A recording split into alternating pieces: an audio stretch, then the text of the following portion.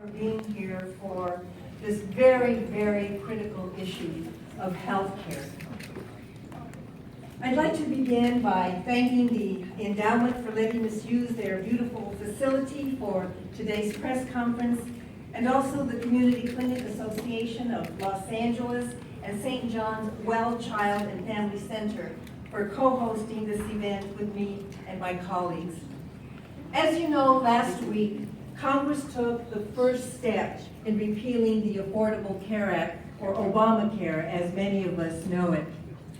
Even more troubling is that they did so with no plan to replace it. Just repealing the Affordable Care Act is irresponsible and outrageous and dangerous, because as a result, over 20 million Americans will lose their health coverage. We have chosen Martin Luther King Jr. Day to highlight the injustice of repealing the Affordable Care Act, because Dr. King devoted his life to fighting against injustice. On this holiday, which honors what would be Dr. King's 88th birthday, his words remain as true to our cause today as it was then. And I quote, and the words are back here: "Of all forms of inequality, injustice in healthcare is the most shocking and inhumane." I would now like to ask my colleagues who are here today and have worked so hard not only to protect the Affordable Care Act, but to ensure that their constituents have quality health care, to, if you would all please introduce yourselves. Want to start here, Norma? Okay. I'm Norma Torres, and I represent the 35th Congressional District, the Inland Empire, from Pomona to Bloomington. I'm Congressmember Judy Chu, and I represent the Pasadena area of Southern California. I'm Congressmember Mark Takano. I represent the 41st District, which is in Riverside County, which includes the four cities of Riverside, Moreno Valley, Paris, and the new city of Jurupa Valley. I'm Congressman Ted Lieu, and I represent large sections of western LA County. I'm Julie Brownlee. I represent the 26th District. It is the beautiful Ventura County. I'm Grace Napolitano from 32nd District, the foothills of Los Angeles. A lot of wonderful cities.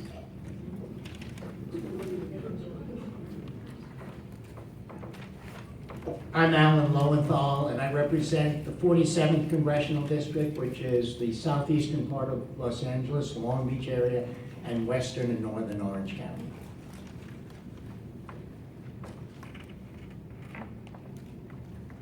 Just by the fact that we have so many members here, and this is not, as you know, is not their district, just highlights just how critical this issue is. So now I would like to turn the microphone over to my colleague and co-sponsor of this event, Congresswoman Karen Bass, who will introduce our next speaker. Karen?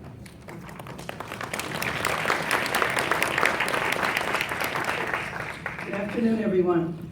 I have the honor of introducing Dr. Robert Ross. Dr. Ross is the CEO of the California Endowment, this wonderful facility that we're in, that the community has gotten very used to coming to and visiting and using for conferences and meetings. Dr. Ross has been a leader in our city, our county, and in our nation on healthcare.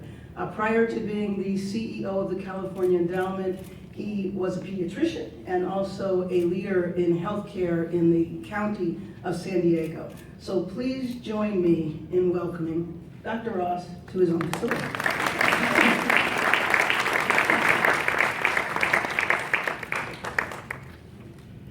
If we're recording, I'd like to just get that clip and forward that to my mother, if possible.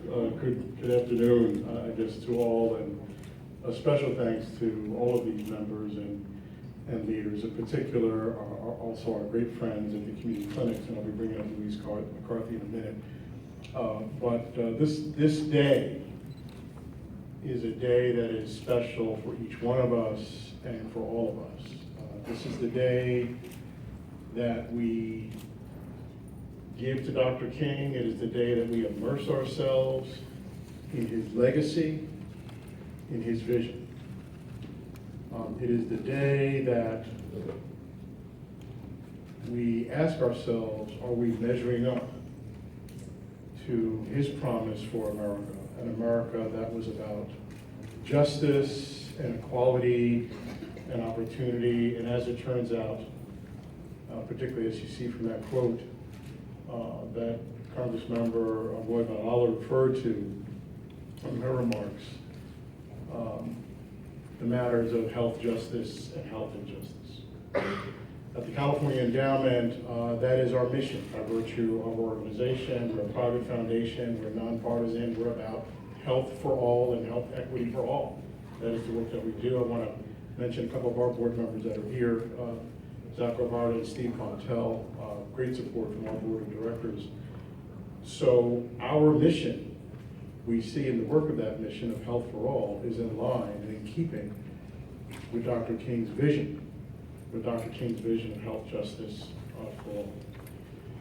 And with the help of so many people behind me on the stage, the political leadership, but also many people here in the audience, community clinic directors, Jim Mangia, Liz Four, Carl Cohen, and others who've been working on the mission of health for everyone for a very long time. In the last 4 years, we've seen tremendous progress in the state of California towards that vision of health equity and health justice for all. Before the Affordable Care Act, we had nearly 7 million uninsured Californians. And today that number has been cut practically in half. Within 4 to 5 years, we've reduced the numbers of Californians who have been suffering from the indignity of the lack of health care. And so, as Californians, whether you've been in the public sector on this issue, the private sector on this issue, as an advocate, as a consumer, we have joined hands and locked arms to move California a long way towards that vision of health justice, and we can't go backwards. And so on this day, I think Dr. King would say, another great quote of Dr. King was, injustice anywhere is a threat to justice everywhere. And I think for those of us that are working on behalf of health of the uninsured, it also means that even if there is a single individual, a single family, without the dignity of health care, that is an injustice that we all have to work on behalf of fixing and correcting. That as long as there's one person, one Californian, one American, without health care, Dr. King would not be happy with that we were leading up to his legacy. So I say we continue to move toward that vision that Dr. King had for us in terms of health justice and health for all, and that we move in that direction, not sheepishly or apologetically, but with tenacity and audacity, and dare I say love, as Dr. King would say as well. So with that, thank all of you for being here, and I want to bring up my great friend and colleague, Louise McCarthy, who is the extraordinary leader of the Community Clinics Association of Los Angeles County. Good afternoon. We're here to talk about what is at stake. What's at stake for LA, what's at stake for California, and what's at stake for our nation when it comes to the advancements that we've made because of the Affordable Care Act. Lives are at stake, jobs are at stake, and our economy is at stake. And it is all balancing on the Affordable Care Act and the expansions that we have made. From Antelope Valley down to Long Beach, from Venice into the San Gabriel Valley, nonprofit community clinics and community health centers see all regardless of ability to pay. But that does not mean that they can see all if no one has the ability to pay. Coverage matters. The expansions of Medicaid have been phenomenal when we look at the expansions here in LA County. 1.5 million Angelenos now have Medicaid or Covered California coverage because of the Affordable Care Act.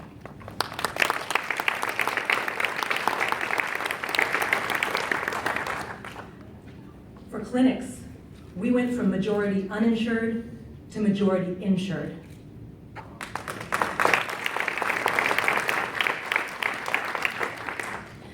And And those shifts in insurance have allowed us to expand the number of patients we see, expand the number of sites, and improve the services that are provided. Clinics had a 23% increase in the number of patients they saw. They went from 29 to 57% Medicaid coverage in their clinics. And those expansions of Medicaid have made the clinic expansions possible. Those expansions also come with more. They come with jobs.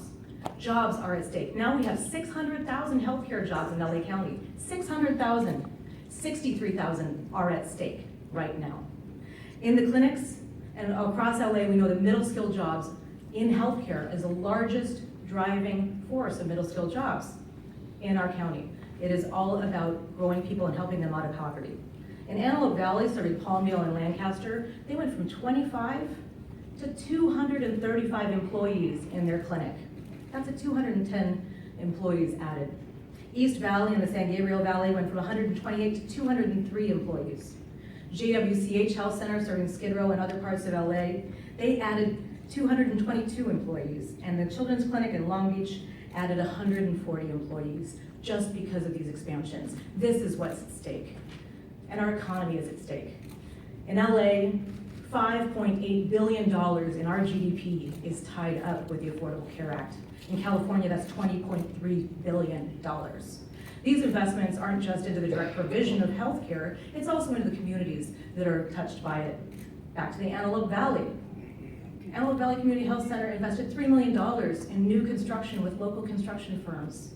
They added nearly $900,000 in service contracts for janitorial, for maintenance, for people that work in their community that aren't working in health, but are getting their jobs because of health. In the East Valley, they invested $5 million in construction and $500,000 in services. In JWCH and Skid Row and across LA, nearly $5 million in construction and $3.3 million in services. This is what's at stake. Lives, you'll hear testimony from folks who've gotten coverage and the individuals impacted by it. Lives, jobs, and our economy all hang in the balance, and that is why we're here today. Thank you. Thank you so much, Pat. Not just on individual health, but on our economy, on jobs. All of this is at stake given the effort to repeal the Affordable Care Act. Now, before I introduce those who are going to present us with the testimonials, two more of my colleagues have arrived, and I would like for them to come up, introduce themselves and the area that they represent. Nanette? Hi, I'm Nanette Barragan, California's 44th, San Pedro in the Port through Compton Watts into Southgate. Thank you. I've been around for a long time, so you already know me. I'm Maxine Waters, the 43rd Congressional.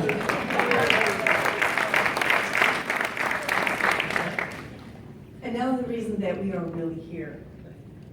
As we said, she mentioned the impact on our economy, on jobs, and now we're going to hear from some folks who are going to talk about the impact repealing the Affordable Care Act is going to have on their life. Our first testimonial is coming from Marianne Hammers, who received life-saving treatment for ovarian cancer under the ACA. Marianne?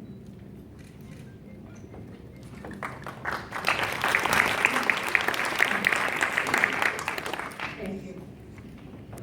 The Affordable Care Act is my lifeline. I'm terrified at the thought of losing it. About 3 years ago, I was the world's healthiest person.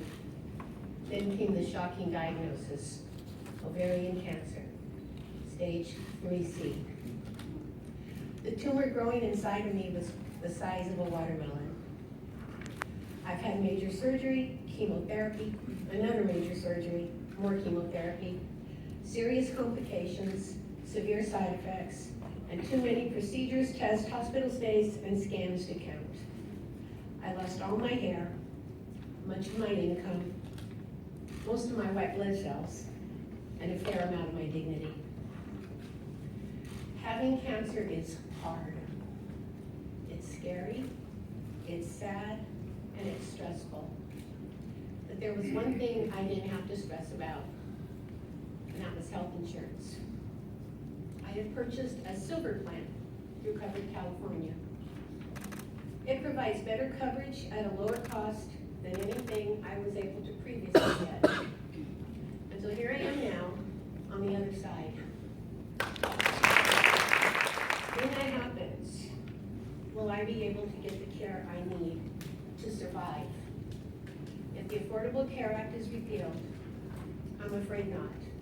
I'm single, I'm self-employed, I don't get health benefits through a spouse or a workplace.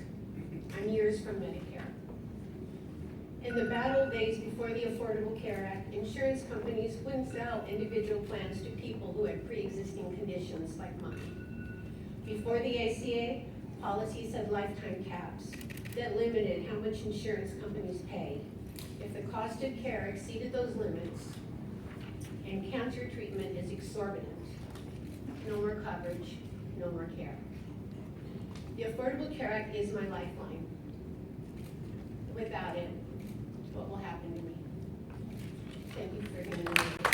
Dr. Luis Garcia, who is Pacific Clinic's Vice President of Latino Services and a noted expert on Latino mental health.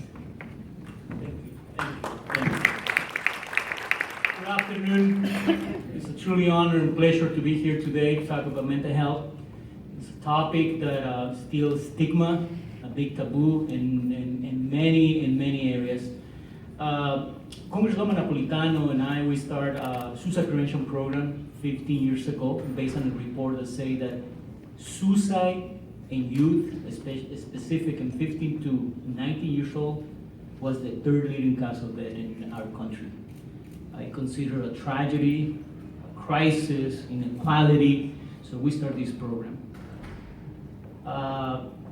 Always the main issue was the funding, because we see a lot of people with uninsured. Finally, in 2015, the first time almost in 15 years, we used only 92%. Why? Because ACA benefits for a lot of families. Benefit.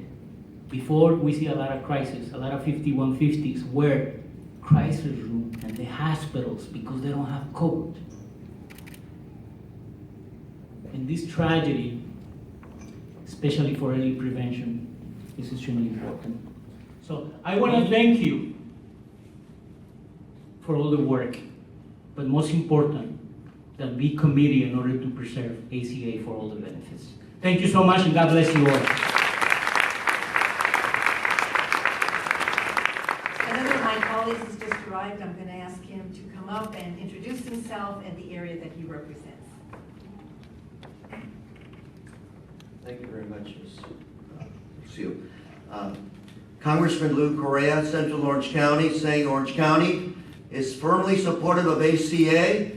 I myself have witnessed the benefits to our communities. Can't go back, folks. Got to move forward. Thank you very much. Our next testimonial will come from Doug Lund, who is self-employed and was diagnosed with type 2 diabetes 20 years ago, but he had to leave it untreated until Obamacare.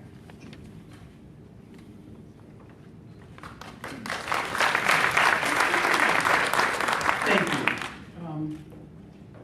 Yes, I'm Chuck Lund. I'm a husband and a father, and I've been a self-employed musician all my life.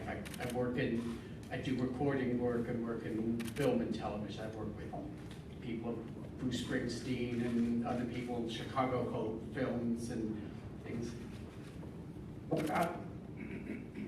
At 30, in my early 30s, I had adult onset of type 1 diabetes. And being self-employed, I didn't have health care at the time. I went in to get treatment, and I couldn't get insurance to cover. I could get insurance, but they wouldn't cover me because it was a pre-existing condition.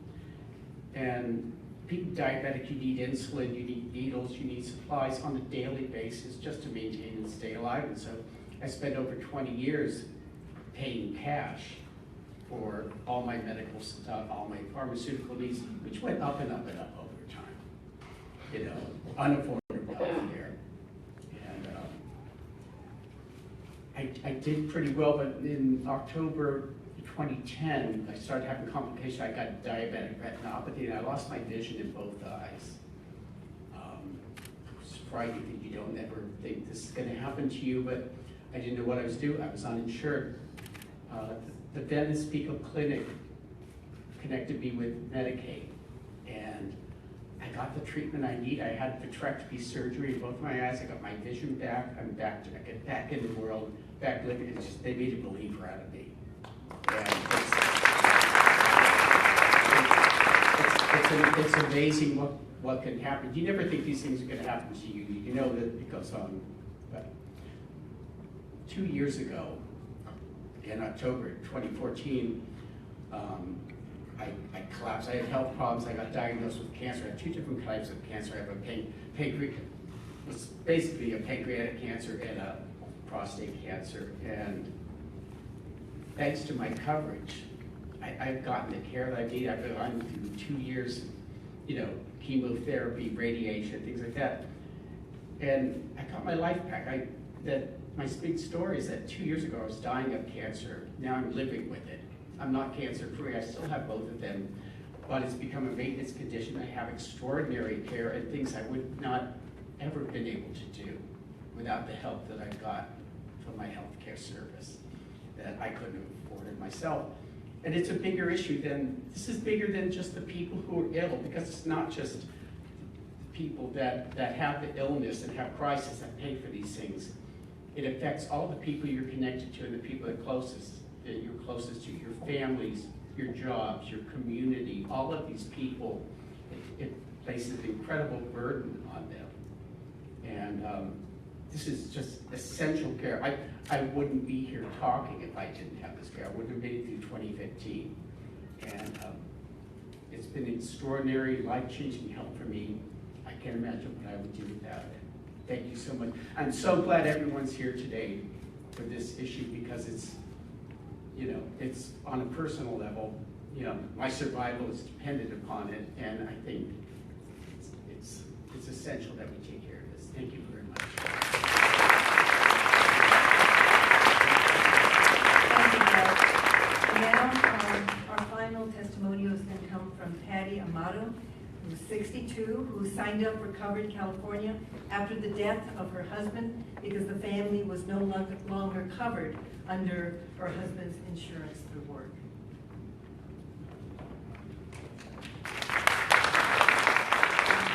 Thank you, Representative Roy Allard, and for the introduction, and thank you, Representative Chu, for inviting me here today. My name is Patty Amato. When the Affordable Care Act passed, I welcomed it, but I never thought that I would actually need it. My husband, Victor, worked for the City of Los Angeles as a traffic and safety officer at LAX. He worked hard, and the city provided good benefits for our family. I work too, helping adults with special needs, but my job does not provide benefits. In September of last year, my husband passed away suddenly. My 20-year-old son and I had no chance to even say goodbye. Though grieving, I had to think of our health care. I received paperwork for COBRA, but I could not afford it. I have hypertension, which is well controlled with medication and doctor visits. I looked at the pills I had left and called my pharmacy. They told me that my doctor was no longer my doctor. In fact, I had no doctor. I cut my pills in half to make them last longer. I looked into Covered California. Medi-Cal was best for my son, and I signed up for a silver plan. I could see my same doctor, pay the same copay. I would pay $75 of the total $430 per month. I saw my doctor and got more medication.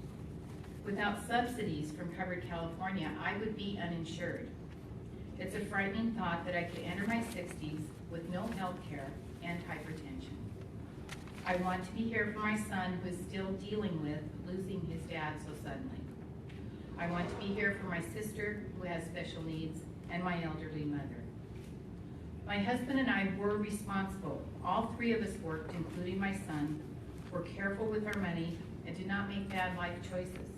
Yet I still found myself in need of the Affordable Care Act. For any of us, life can change in an instant. I ask you please to keep the Affordable Care Act for my family and other Americans like us. Thank you.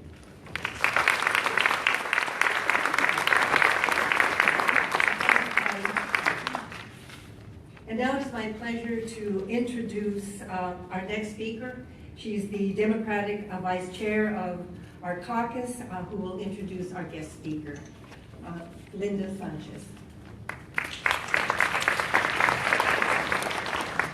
Good afternoon. I think it's fitting on a day we celebrate Martin Luther King Jr.'s lifetime struggle for civil rights that we are here to talk about how to preserve the progress that we have made in healthcare equality.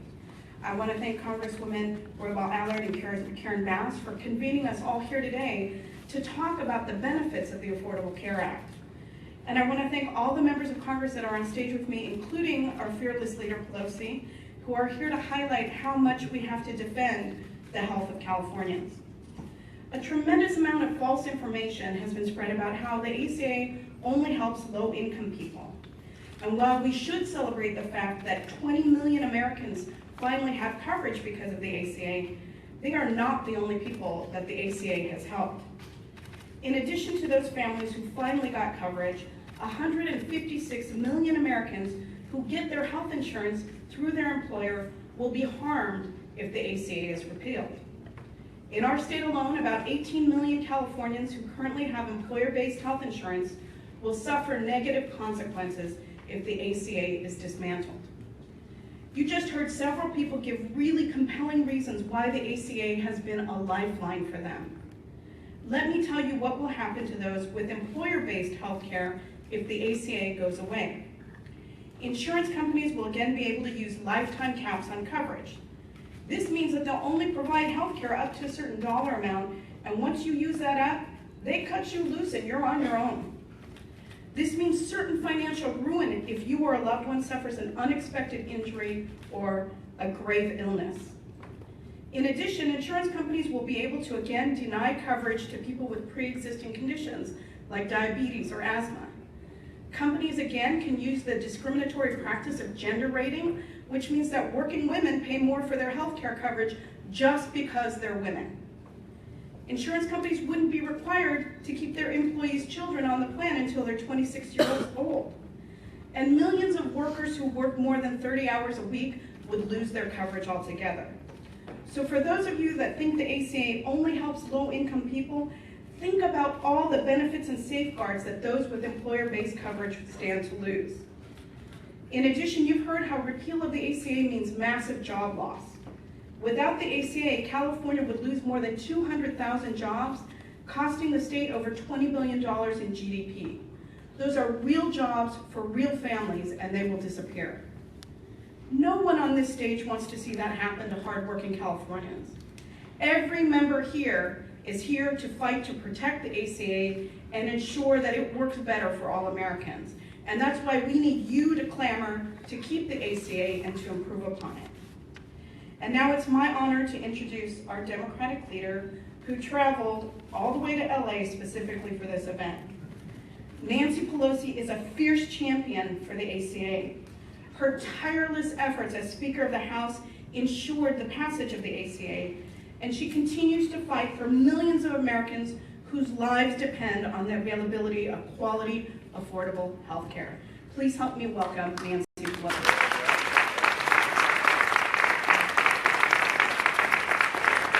Thank you very much, Madam Vice Chair of our caucus. Thank you to Karen Bass and to Lucille Roba-Aller for bringing us together here.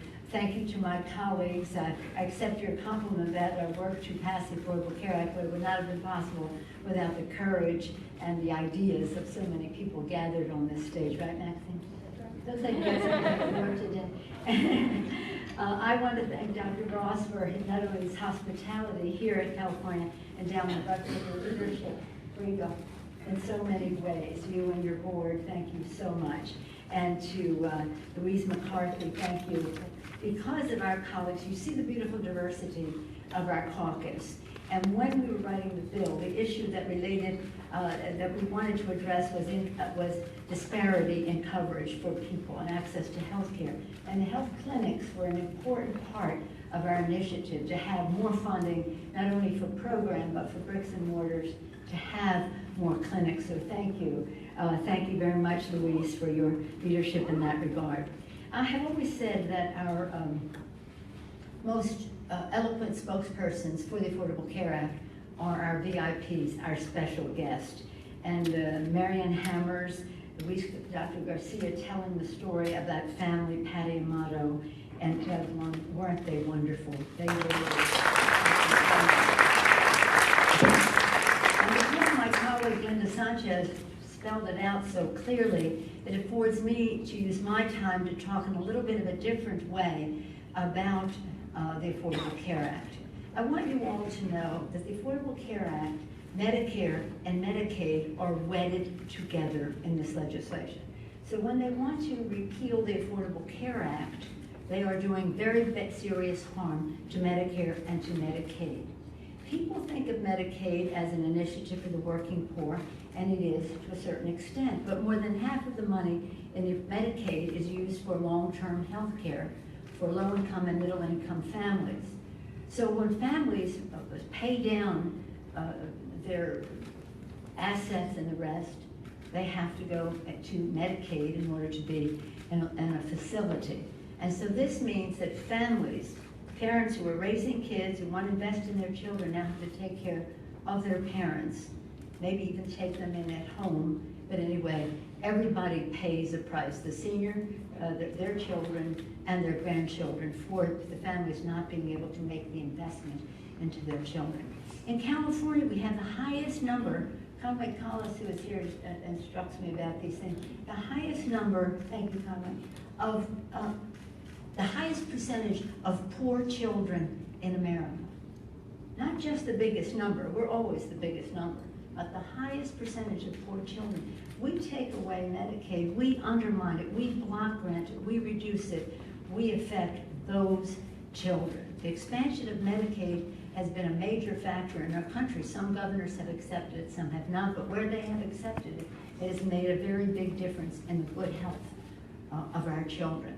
In terms of Medicare, when we passed the bill, we took savings and invest them into Medicare to prolong the life of Medicare for 10 more years, to close the donut hole. That means to reduce the cost of prescription drugs for seniors, to have the free exam so that for prevention, and that has saved lives because seniors have been able to, free of charge, have these.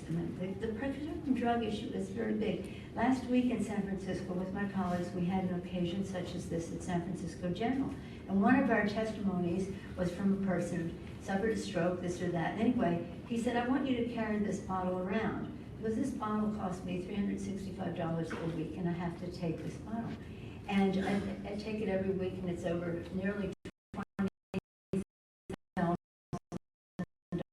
a year for me to take this. Because I'm on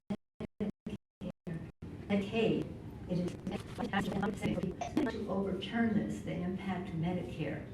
But you also have to know at the same time as they're trying to overturn Medicare, that it happens within the context of them never supporting Medicare to begin with.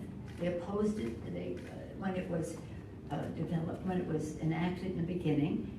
In the 90s, when they took the majority in the Congress, their goal was to make sure that Medicare withered on the vine. Remember, Max? Yes.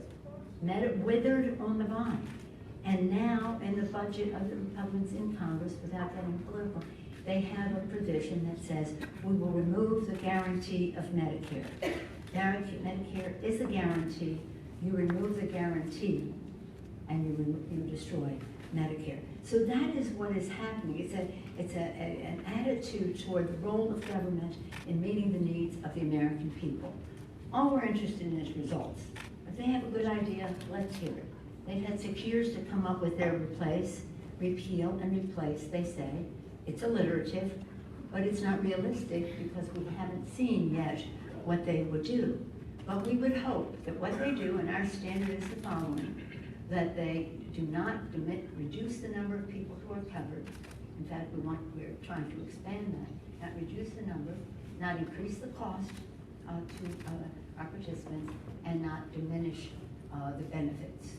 Because that is exactly what the Affordable Care did. Its goal was to expand access, reduce cost, and improve benefits. It has lived up to that test. And there are some increases, as you've heard, and they use those as examples. But the fact is, the cost of medical cost to our economy is the slowest rate of growth in the 50 years that they have been, more than 50 years, that they've been measuring that. So if we had no other reason to do the Affordable Care Act, we had to do it because cost was unsustainable to individuals, to families, to the state government, to small business, to corporate America, because they were paying the price. Now, we've had some hospital folks who were here, and you know, doctors, that uncompensated care is a burden that hospitals were carrying before the Affordable Care Act, to the tune of billions of dollars in Los Angeles County, billions of dollars. They overturned the Affordable Care Act. The coverage that was there for people going to the hospitals who couldn't pay uncompensated care, who are now on Medicaid, or in the exchanges, that will be cost of billions of dollars to the hospitals. Therefore, the hospitals are mobilizing around the country to say, we can't do this. It's unsustainable. That's why the mental health community around the country, Dr. Garcia, is mobilizing, and thank you, Grace, around the country about this. And they're saying that these are not issues that are just about the subject at hand. They're about the entire Affordable Care Act that Congresswoman Sanchez, our Vice Chair, talked about. Over 100 million people have a pre-existing medical condition. They can be discriminated against in the workplace. You take away the Affordable Care Act, the cost of coverage for them is impossible. It's astronomical. She mentioned that. She mentioned lifetime cap. She mentioned the job loss, etc. The list goes on. So we're about results. If they have a proposal that has results, we're interested in looking at it. Today is Reverend Martin Luther King Day. Happy birthday, Dr. King. Thank you for being born. What a savior. And this morning, I started in San Francisco at our MLK breakfast, and we had this exact quote as our theme. It says it all.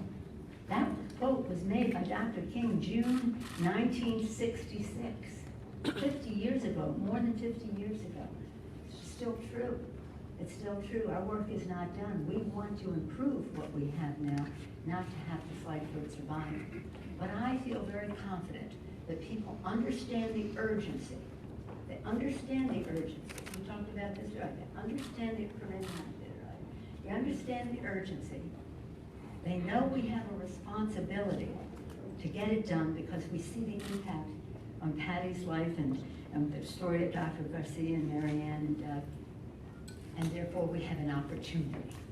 And we all have to take that opportunity to hit the streets, do whatever it is. We had 3,000 people in San Francisco listening silently to the stories of our special guest, as you all did here today. There were people gathered in the streets yesterday. You had your March, sorry to do it. I mean, it's all the same. It's about respecting the dignity and worth of people and having our social compact to meet their needs. As our colleague John Lewis, aren't we proud of him? There's a spark of divinity in each of us that means that we all have to be respected, but it also means that we have to use our own spark to respect other people and get the job done. Our colleagues talk about faith, and we said we want to join you, and the faith-based groups who are joining with us to respect that spark and to meet the needs of the American people. My colleague, Mr. Correa, said we're not going back. We are not going back. Understand that.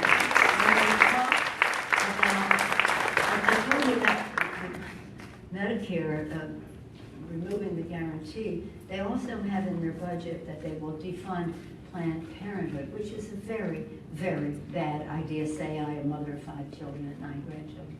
That's such a wrong thing to do.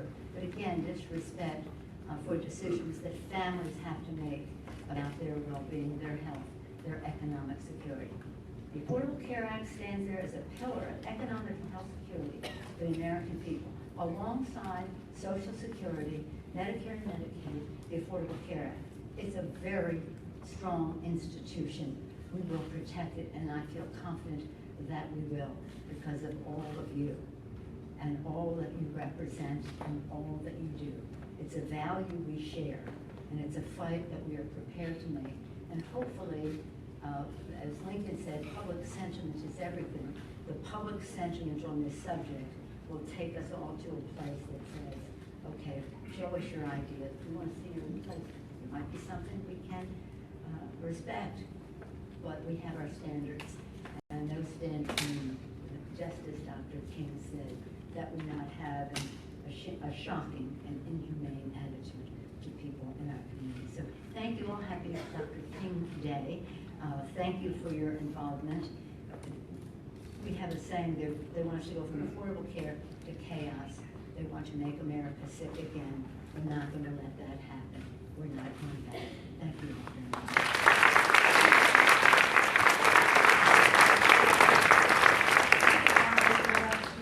Questions and answers?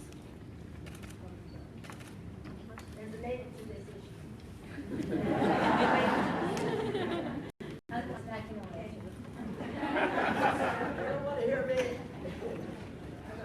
Question for all of you. Here in California, you guys are fired for swing season. Would it help your efforts in Washington if you were to pass a single payer system in California and advocate for that as a model and strengthen Medicare for that? Well, way back when I was in Congress, I was on the streets advocating for single payer. Right now, we didn't get that in the bill, but we mitigated for not having it by having many other protections in the bill that afford people access to quality, affordable care. Affordable, I keep emphasizing that word, quality, affordable care. I think right now what helps the most is people will go into the districts, forgive me, Dr. Ross, of those who are not supportive of the Affordable Care Act, and to Republican districts, and have nothing is more eloquent to a member of Congress than the voice of his or her own constituents.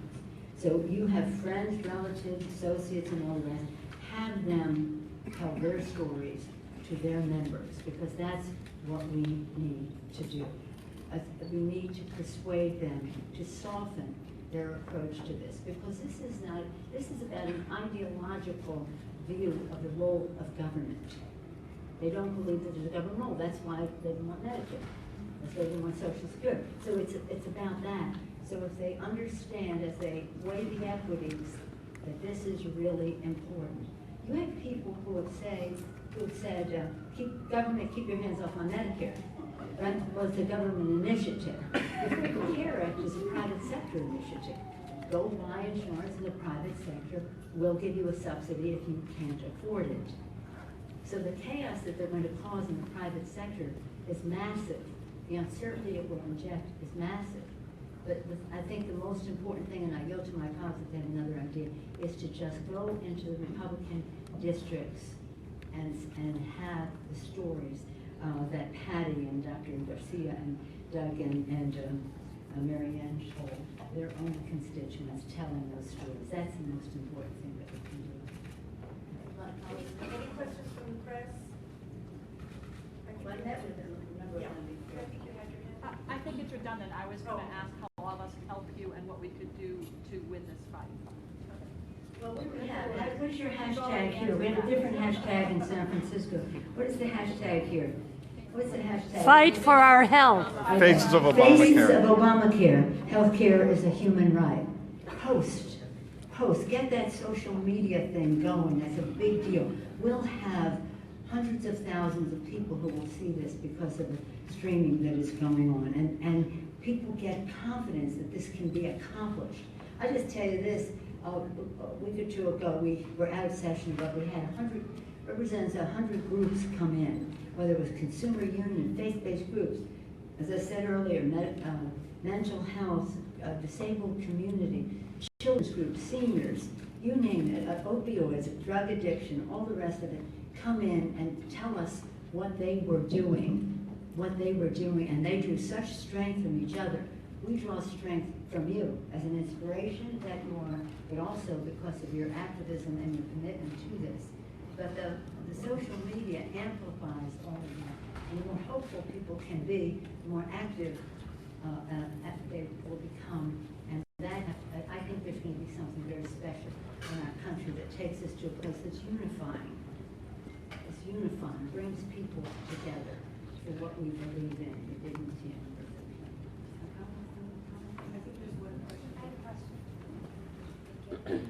Given the fight that is going to be brewing around the Affordable Care Act, are there parts of it that you all are willing to change or are flexible on, work with? Well, we have to see what they're going to propose. I mean, what they propose, but I said central to it are three core principles. We cannot have them increase the cost to the consumer. We cannot have them lower the benefits, and we cannot have them diminish the number of people who are covered. Apart from that, if they have some suggestions, as President-elect has talked about, going to insure everyone, this, that, and the other thing. But in order to do it, you have to be able to pay for it. And let me say this is really optimistic, but it is true. The Affordable Care Act is being so effective that it is paying a lot for itself because it is lowering cost. Now, in some areas, the costs have gone up because of one thing or another, but that can be addressed if we had a little cooperation from the Republicans. But it's nowhere near the increase it would be without the Affordable Care Act. Those costs would be so astronomical, people wouldn't be able to afford it. So that means that a lot of the money that is coming in, because we tax the high end to pay for some of this, that money can be used to strengthen Medicare.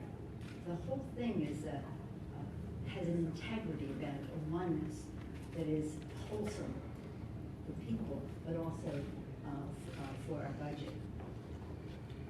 ACA doesn't want it. I don't know if they could come up with some suggestion. You talk about how they talk about getting rid of the mandate. That kills everything, because you have to have the mandate there in order to pay for it. Well, and the tax at the high end, the two things. See, here's the thing about the mandate. It's a Republican idea. It was developed by something called the Heritage Foundation, which is one of their think tanks. And it has this merit, no free riders. Everybody has to pitch in. And when everybody pitches in, then you have a bigger pool, a healthier pool, and lower cost. If you have some people out there who are going around poisoning the well and saying, don't sign up, this or that, that affects that.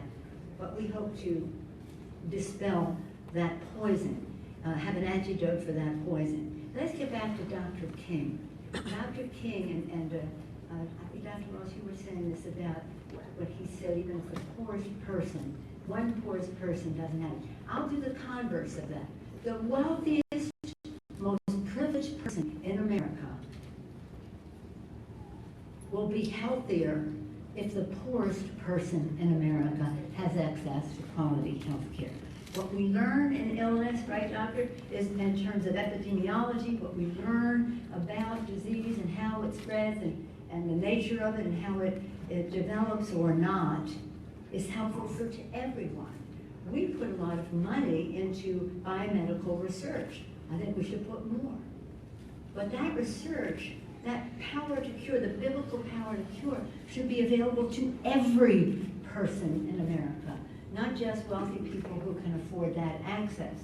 So there's every reason to say we're all better off if everyone is better off.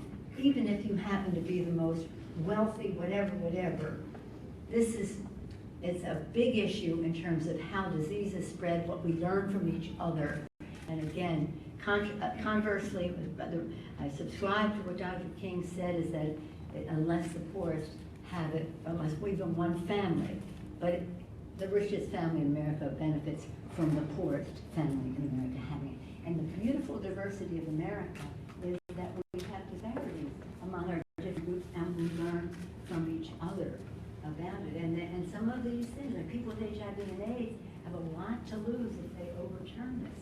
A very resourceful virus. Just when we think we have it, it mutates into something else. So we all benefit from the science of it, from the epidemiology of it, and it's frivolous of them for ideological reasons because they don't believe in government